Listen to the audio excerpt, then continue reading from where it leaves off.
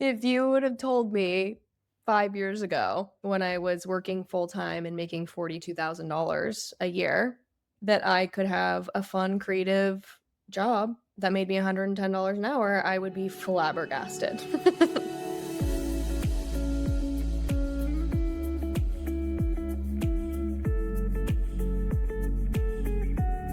Hello, you guys. Today is an episode that you guys historically love, and it is an income recap episode. So I used to do monthly income recaps, and I've changed it now to doing quarterly income recaps. So you'll start seeing these at the end of every quarter. So this episode is going to be a Q1 UGC income recap. Some housekeeping things before we get started in terms of the episode and logistics. So, how I calculate UGC income each month is the deals that I signed that month. So, that's not necessarily money that hit my bank account that month, but it was the contracts that I signed that month. So, that is how I personally record my UGC income and how I report it on these episodes. Another thing to note is I do UGC part-time. And I think you guys probably know that if you listen to this podcast, but I don't do UGC full-time. It's not really my goal to do it full-time. So I see UGC as a kind of a foundational business in my life that I can run all of the time, but that isn't necessarily my main source of income, but I can rely on it when I need to. I can step back when I need to. In Q1, I spent about an average of 8 hours a week doing UGC. So I haven't been doing a ton of outbound pitching lately, except for the Bento VA. So I've had the Bento VA running in the background, but I haven't done a lot of personalized or manual pitches. I didn't do a lot of that in Q1. So you'll see pretty much all of my deals either came from the Bento VA pitching, returning clients, or inbounds.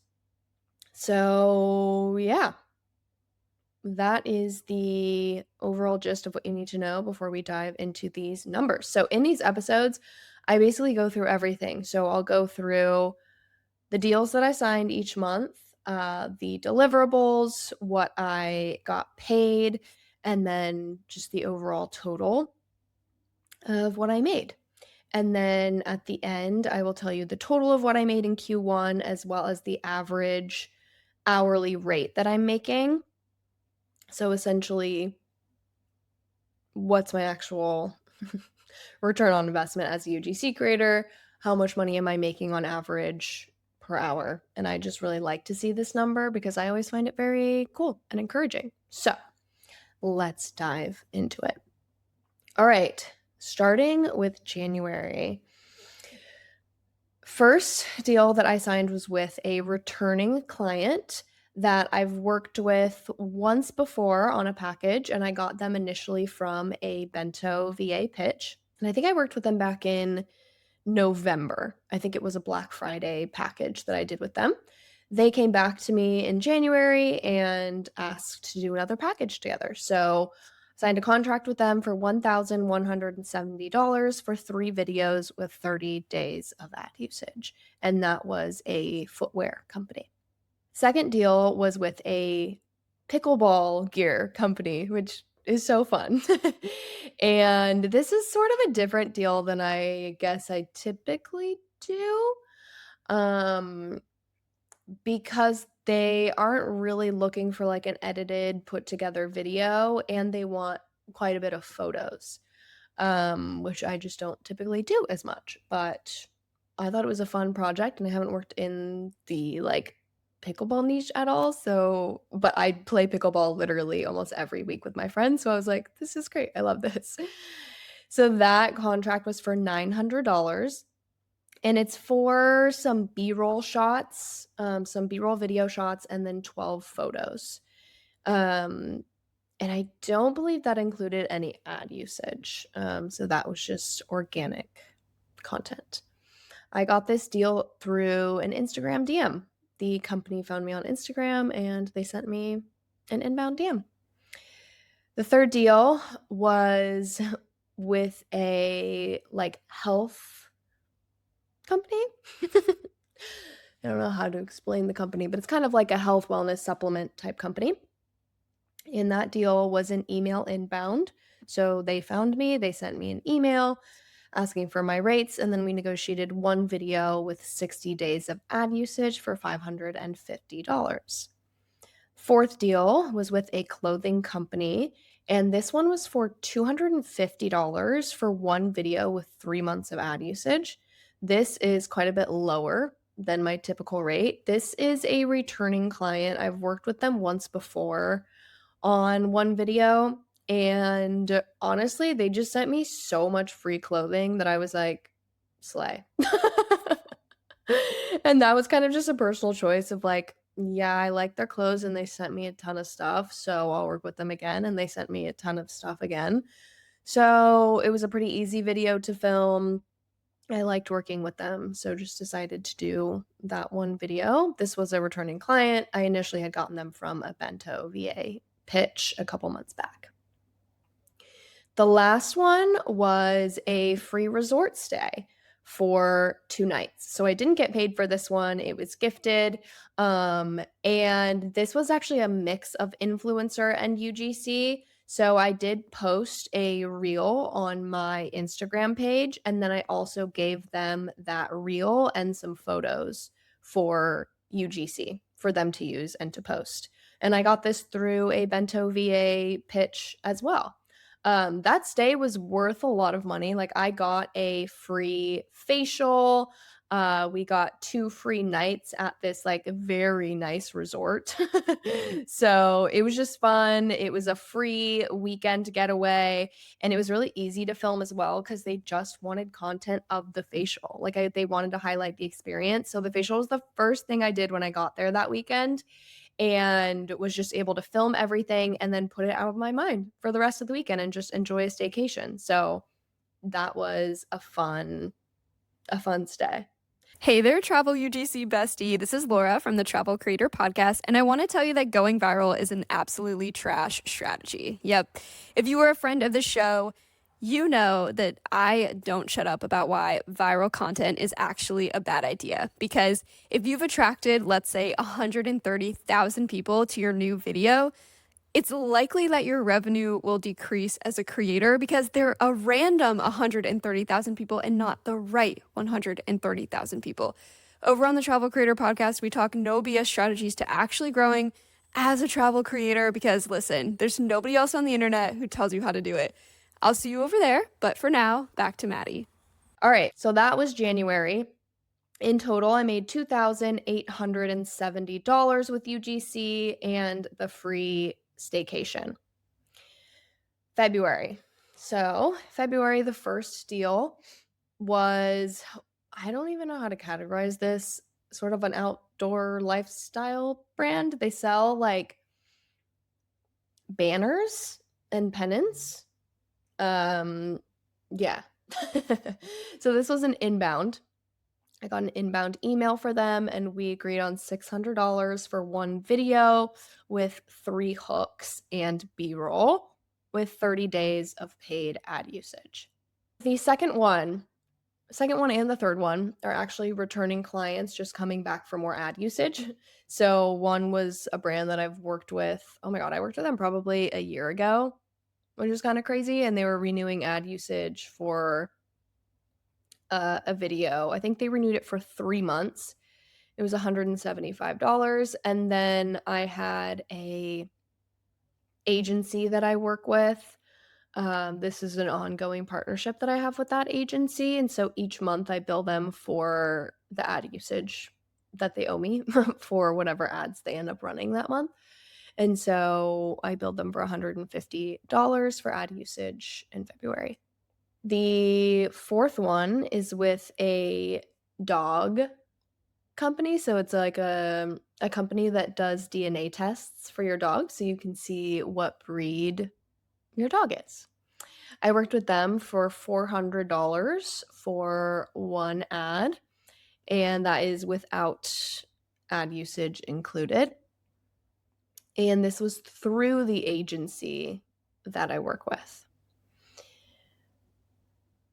All right, the fifth one, yeah, 1, 2, 3, 4, 5. Fifth one was a returning client as well. I worked with them back in, I think, November, maybe December. And it is a hair care brand. So I did an ad for their shampoo and conditioner. And they came back wanting to do a follow up video that was more focused on like long term use and results of the product. So this was $550 for one ad. And I believe that was with 90 days of ad usage. Sixth one is with a sort of like a nut butter alternative brand. And this was also an inbound email. And it's $900 for 2 ads with 30 days of usage rights.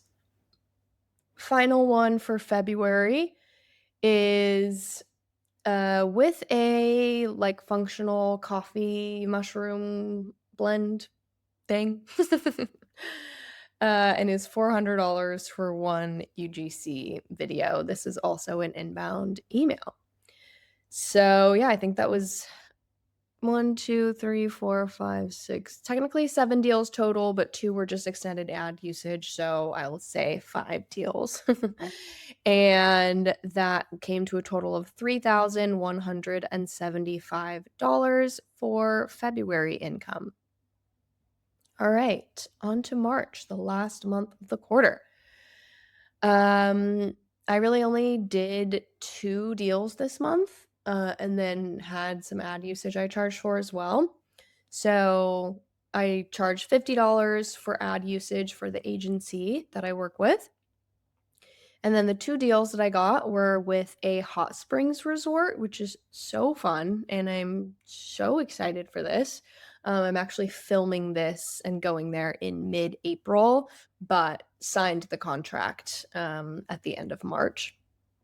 And it is a pretty big package. So the package was $2,975 for 4 videos with 60 days of ad usage and B-roll included. Um, yeah, and I'm so excited. I get to go, like, hang out at this hot springs. They want to feature the new, like, cold plunge and sauna features that they have, and so I'm gonna go up on, like, a random Tuesday and hang out at this resort for, like, 4 hours and just film a bunch of content of the amenities, and yeah, they're getting 4 videos for, yeah, $2,975. This was from a Bento VA pitch as well. Also, I'll note something. So in February, you'll notice I didn't do any deals that were from my Bento VA pitches. And the reason is, and you'll notice this like both January and March, really the only Bento pitches or like Bento deals that I did. Sorry, I can't speak. Were stays or like in-person experiences. And that's because my Bento VA was really only pitching stays and experiences in hotels and tourism boards. And I've actually since updated my VA to not pitch those categories anymore. But for Q1, I was just doing that. So I didn't pitch like really any product based brands in Q1 with my Bento VA. So that's why I didn't quite do as many deals from bento pitches in Q1.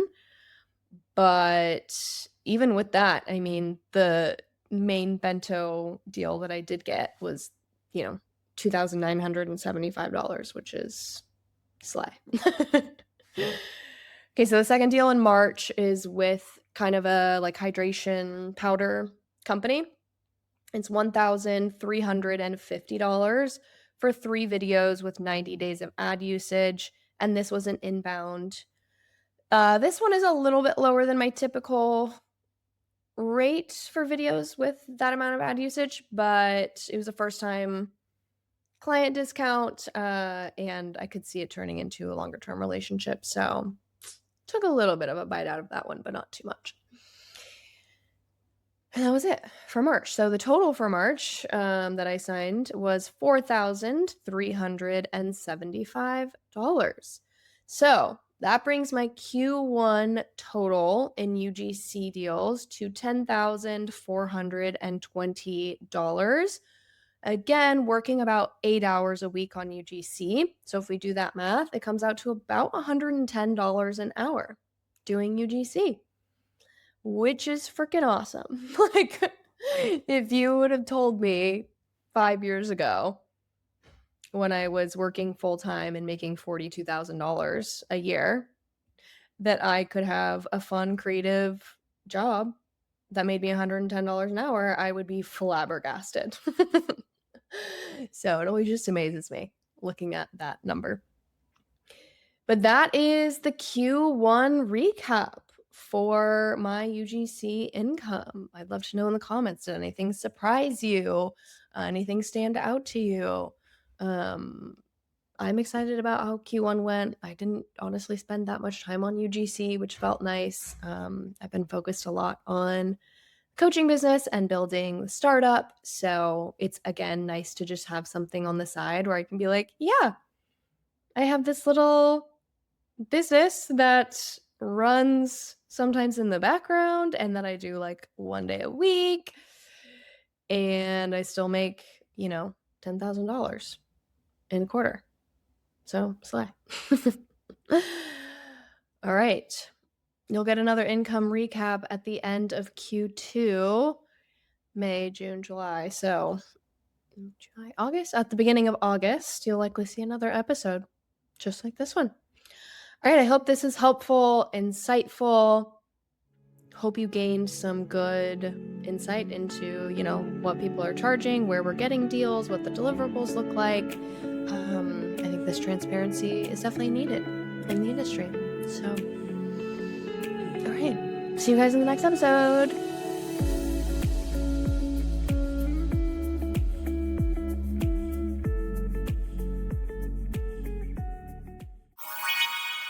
This podcast was produced by Your Girl Media.